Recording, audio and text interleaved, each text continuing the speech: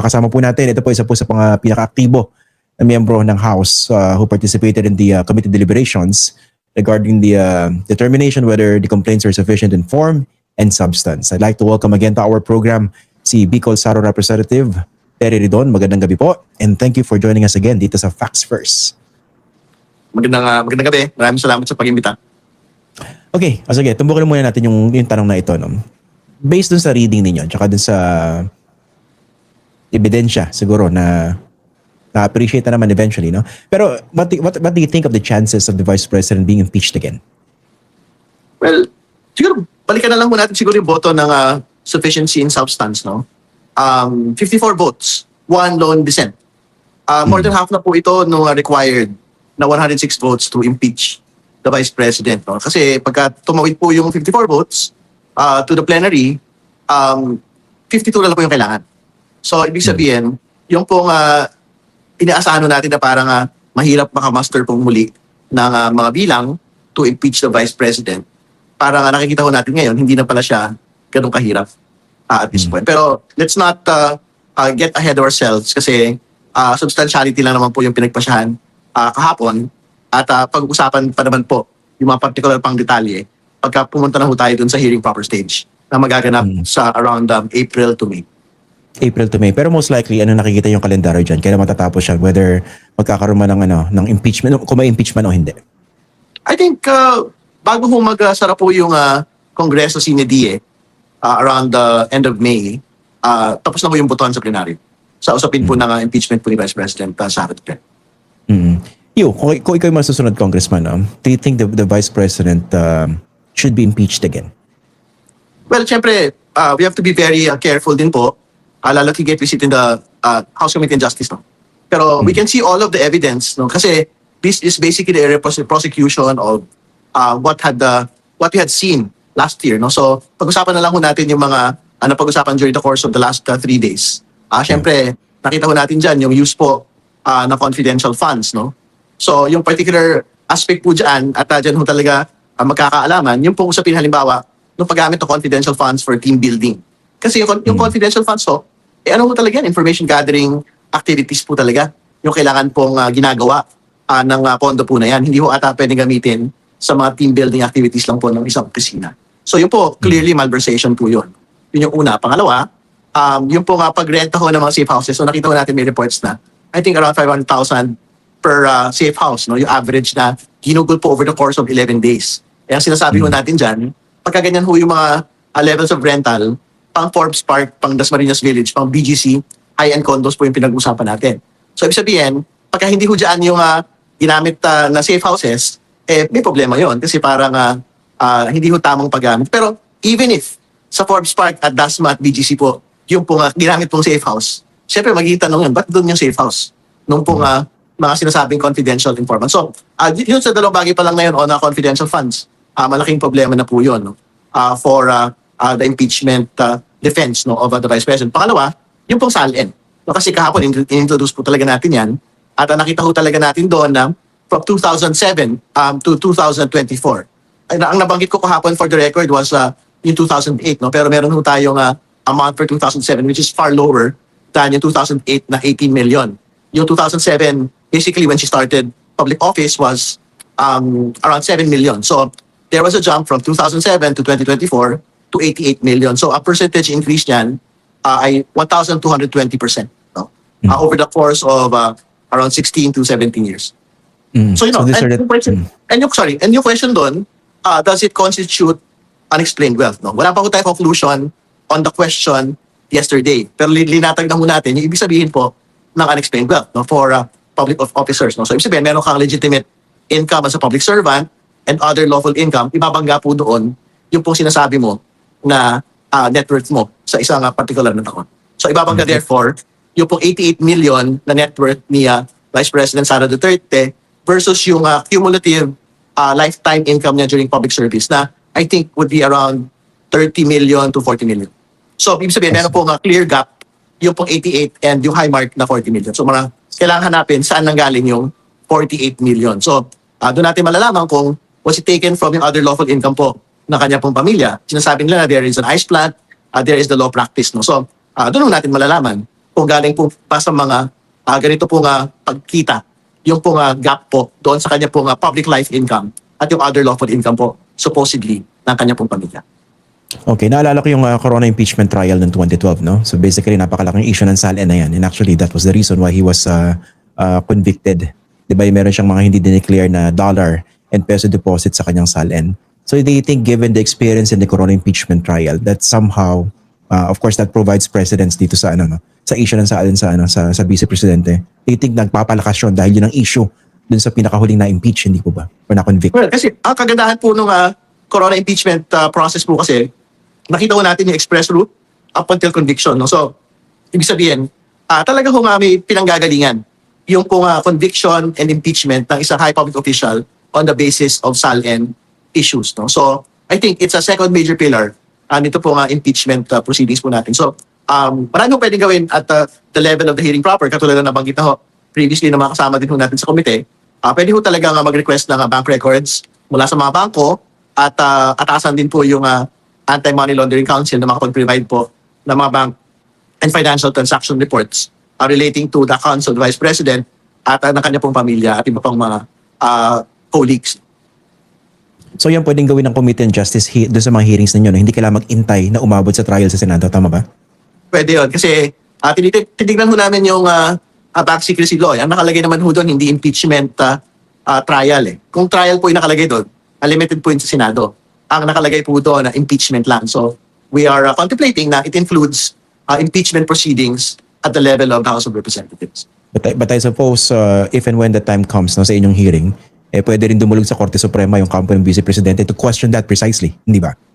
Well, malaya naman po siyempre ang Vice Presidente o sino mang partido na lagi yung dumulog sa mga korte, sa mga ganito pong usapin. So, as soon as we get to that point, I think gagawin lang po ng komite ang kanya pong kailangan gawing mandato sa bagay po na ito. Particularly, pagka mga SALN and unexplained wealth issues po yung pinag-usapan. I remember din sa pinakuling pagdinig din yun, naging issue dun sa ilang mga taga-suporta niya na lumalabas na bakit kine-question yung pag-uusap tungkol dito sa kanyang SALN at that level of the determination of the sufficiency in substance. What was your argument in terms of talking about SALN at that stage? Well, talaga naman kung kailangan pag-usapan po yung SALN at that stage kasi inallege po talaga yun in both complaints, no? So talagang there was every reason to have clarity on the matter, no? So, and yung ginawa ko natin kahapon to basically read it into the record para makita kasi ang sinasabi ho ng mga oppositors on the SALN question, wala daw nag-exist na public records, no? Relating to the SALN. So, that's the question of authenticity. Hindi pa yun. Yung pinag-usapan pa yung actual availability of public records relating to the SALN. So, we were forced to basically disclose, no, na hindi yun totoo. There are actual public records which exist, which are the 2023 and the 2024 SALNs of the Vice President, which was released by the new ombudsman. No? So, yun yung dahilan bakit we had to read it into the record so as not to mislead po the committee. No? So, so when it was raised, siyempre, yung issue po ng authenticity, yung po nga pinag-usapan na. Pero, again, these are very public records and that was a House Committee meeting. Tingin ko naman ho, if it is something that had already been admitted to by the ombudsman and released by himself, no, not just the Vice President's SALNs but also the President's SALNs, tingin ko hindi naman po at issue kung authentic po yung dinabas ng dokumento kahapon o hindi. Ang isa rin sa mga kinwestiyon, no, yung punto ng personal benefit doon sa mga nilabas na pera. As na-establish doon sa mga pagdinig ng ng House Committee on Good Government last year, na meron talaga mga lumabas na pera. Pero I think one of your colleagues, yung mga defender ni Sara Duterte, kine-question, nasan yung personal benefit? Ano po ba tugon doon? Hindi yung totoo yun eh. Ang totoo naman yung malversation, dalawang bagay yun. May malversation po na talaga meron ng personal benefit. Ibig sabihin, pinera mo talaga yung pera. Ganyan naman itsura sa flood control, di ba? May mga pinera po yung mga ilan sa mga matataas na opisyal at mga panggitang opisyal ng gobyerno. Pero meron din pong malversation na technical malversation. Ibig sabihin, pagka meron ho nga appropriation tapos hindi mo ginamit sa talaga po nga itinakda ng batas na paggagamitan mo, may kulong pa rin ho yun eh. And more importantly, marami po doon sa mga nakapiit on, for example, DPWH flood control, marami naman ho doon yung mga ali, mga nanay, kananayan at katatayan ng mga maliliit na mga kawani. I'm sure wala akong personal benefit yung pong mga tao doon, ang kasalanan lang ho nila, nasama ho sila doon sa mga pumirma nung pong mga dokumento na yun. Di ba? Pero may kulong pa rin ho yun kasi syempre, accountable officers pa rin ho sila. And yun din isa sa mga excuse nung mga defenders of the Vice President. Sabi nila, ministerial lang naman yung pong pagpirma ng Vice Presidente po sa mga disbursement vouchers, financial documents, pero kailangan ho natin linawin, head of office ho siya. So meron pong ultimate responsibility ang head of office sa lahat po ng mga kapirahan na ginagamit ng kanila pang mga opisina. No? So hindi ho totoo na, hindi, simpleng pirma lang naman yun, bakit naman siya masisisi doon? Hindi ho ganun yun. Yung po head of office in any agency, whether it's the office of the president or the smallest local government unit, may pananagutan po yung talagang hepe ng mga opisina po nila. Okay. Pagdating din sa level ng hearings, no, dyan sa House Justice Committee, kasi medyo maraming nabitin din na doon sa pagdinig ng House Committee on Good Government last year when it comes to the confidential funds issue. May mga nag-iintay nung bakit hindi pinatawag si Colonel Chica, if I'm not mistaken, di ba? Yung mga ganyang personalidad ba, can they be compelled to appear during the hearing sa impeachment sa level ng Justice Committee eventually?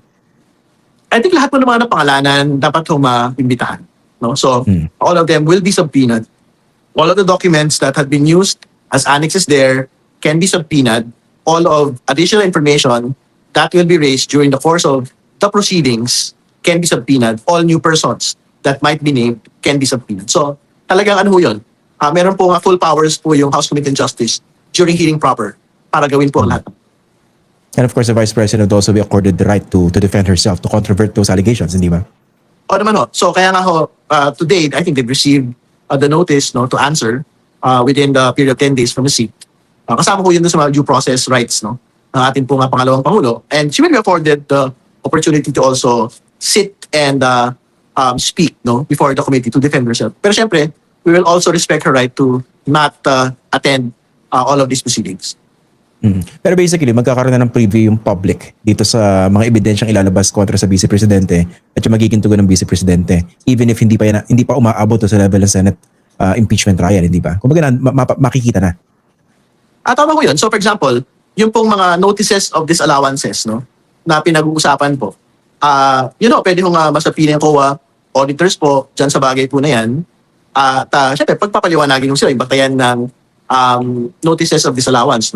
And syempre, pagpapaliwanagin ba sila kung may nagsasabi kasi na prejudicial question daw yung pong NDs, bago tayo mag-usap sa impeachment. And I'm quite certain, ang sagot doon, clearly na pwede yung tumakbo independently and separately yung pong impeachment proceedings habang tumatakbo at appealable pa yung pong mga notices of disallowance. Kasi ang mahalaga naman po dito sa impeachment at kahit sa COA, yung pong body of evidence and body of documentation na hawak po ng parehong mga kapulungan.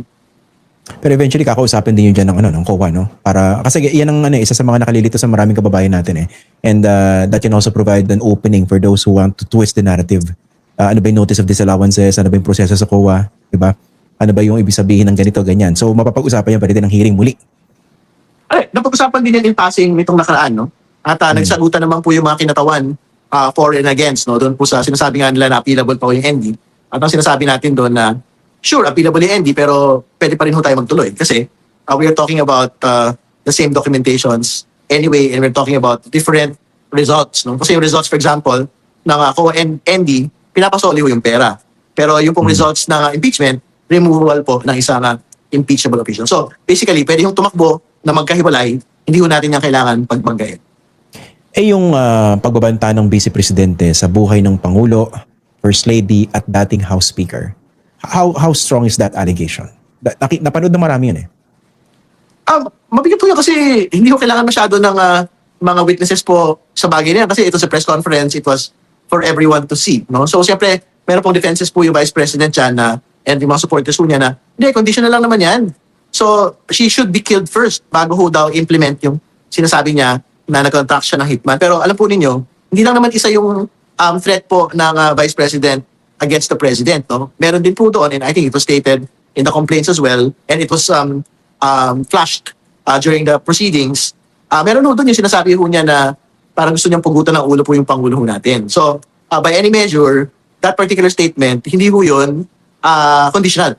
Kasi talagang intimation po talaga yon ng kanyang kagustuhan na pugutan, basically patayin ang ating pong Pangulo. So, I can concede na, sure, sige, conditional yung isa, pero itong pangalawang statement po na ito, hindi po yun talaga conditional. It was a direct threat against the President. But again, going back to the discussion, ang paliwanag ko niya, Congresswoman, na Janice Digamo, alam po ninyo, mabigat ho yun eh.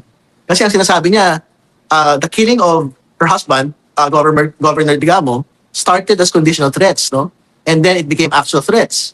And then it resulted into the killing of the husband, no? So, kumbaga, hindi ko talaga dapat palagpasin yung po ganito pong mga pagbabanta. However way they would want to portray it, whether as a conditional threat or hindi naman daw seryoso yung po ganito pong pagbabanta. Sa akin naman, Congressman, no, parang medyo taliwas yung pag-appreciate ko dun sa threats na yun. Napanood ko rin yung sinabi yung parang gusto niyang pugutan. Ang sa akin, parang dating naman, parang that was more of metaphorical. At least sa akin, no, yung dating sa akin. Ang mas seryoso ay yung nakasalampak siya sa sahig, nag-press ko na madaling araw online, tapos nagbanta nga at kumontak na raw siya ng mga papatay at pumayag daw ito kung sakali may mangyari sa kanya. At sabi niya, no joke, no joke. Kasi hindi naman ordinaryong Pilipino o tao yung nagbigay ng threat na yun eh. Vice Presidente, and she actually has the wherewithal to have that executed or to set that into motion, hindi ba? Hindi, pag-usapan na lang natin yung range ng pong mga persons involved in threats. No? So, dun sa kaso po ni asawa po ni Congresswoman Digamo, yung pong involved po doon, actually, accused po kayo na pinatay po yung governor, yung asawa po niya, congressman yun, Congressman Arnie Teves yun. So, high-level official ruling. Sabihin, meron siyang kakayanan gawin yun. No? Yung pong conditional threats po yun. Di ba? And sino yung mas mataas sa lahat sa kanila? Siyempre, yung dating Pangulong Rodrigo Duterte. He's being tried today in the International Criminal Court. At yan yung isa sa mga central debates, di ba? Where the threats being made by the president every time against drug addicts, did it constitute as an order to law enforcement to actually kill drug addicts? No? Or was it basically just hyperbole or jokes? Di ba? So, kumbaga, ito po yung range ng mga matataas na opisyal ng gobyerno na sa totoo lang, may pwede ho talaga actual na mangyari. Pagka ho merong mga threats na ginagawa, whether it's an unconditional threat or whether it's basically a conditional threat. So, I think dapat yun po yung konteksto na tingnan mo natin. Kumbaga, pag mataas ka opisyal ng gobyerno, dapat hindi mo talaga ginagawa yung ganito pong pagbabanta laban sa mga tao. Speaking of threats, no, Kong Terry, naisip ko lang, hindi ka ba medyo worried na kung sakaling malusutan ni Sara Duterte itong impeachment at manalo siya sa pagkapangulo sa 2028, isa ka sa mga una niyang babalikan? Well, po ninyo, ano naman ho yan? Kasama naman ho sa trabaho po natin yan. Di ba? This is a mandate that is asked of us to undertake. No? So, kumbaga, whatever feelings you have, na actually, yan ho yung sinasabi ng mga supporters ngayon, na by 2028, lahat ng mga sangkot dito sa impeachment proceedings na ito, bantay kayo. Pero, alam po ninyo, kung yan ho talaga yung tadhana, hindi ba? For doing your duty, yan ho talaga yung kakasapitan ho natin. So, ganun ho talaga yun. Kitang-kita natin online, no? Ang dami rin nananakot eh. Pero ito, no? Yung pagdeklara ng Vice Presidente, natatakbo siya sa pagkapangulo before these proceedings. Sa tingin mo may epekto yan doon sa posibleng appreciation ng mga kongresista doon sa reklamo laban sa kanya? And what do you think of that intention? What do you think was the intention most likely by the Vice President in making that declaration? Well, I don't want to get into her intentions, no? I will take it as... Okay, what do you think of that, no? The fact that she said that before the proceedings. Hindi. Basta yung declaration lang po ng Vice President, tingin ko naman, ano po yan, no? We will respect her wish, no, to become president by 2028. No? Pero I think we had seen the vote yesterday.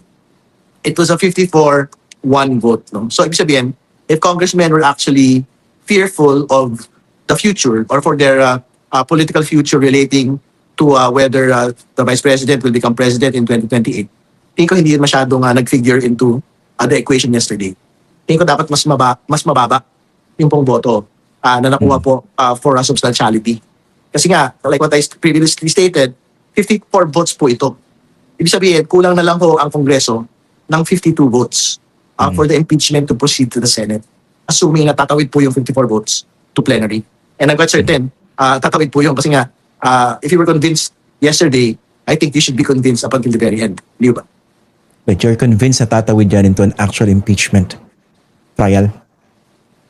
Tingin ko, yung pong 54, yun po yung more or less baseline na kasi they made their votes noon yesterday. Di ba? So, ang kailangan na lang ho talaga ng Kongreso to proceed the trial would be just 52 additional congresspersons, no? To send it to the Senate for trial. So, it's not as insurmountable as people actually thought. Di ba? So, even assuming, for example, that no one in Mindanao will actually support it because, syempre, there are, there is a Mindanaoan Mindanao concern, no, relating to the matter. If for example, big chunks, no, do not vote for the impeachment, or like a major party does not participate in the impeachment, tingin ko meron pa rin ho a significant number na maaabot, no. Maabot pa rin ho yung maybe around 160, pero yung 106 na minimum votes, tingin ko madali na lang habulin yun kasi like what I stated, 52 votes na lang po yung kulang. Pero definitely hindi yan kasing rami nung bilang ng mga sumuporta sa impeachment niya last year. Syempre, we will see kung ganun pa rin ho kalaki. Parang last year naman po, it was 215 who actually voted. Ang sinasabi nila, it was as high as 260 who basically supported it pero hindi mo nakapirma. Pero hindi naman ho mahalaga kung gaano kalaki. Sa totoo lang, pagka hawak mo po yung 106, that is basically sufficient to bring it to the Senate. Yun na yun. Okay.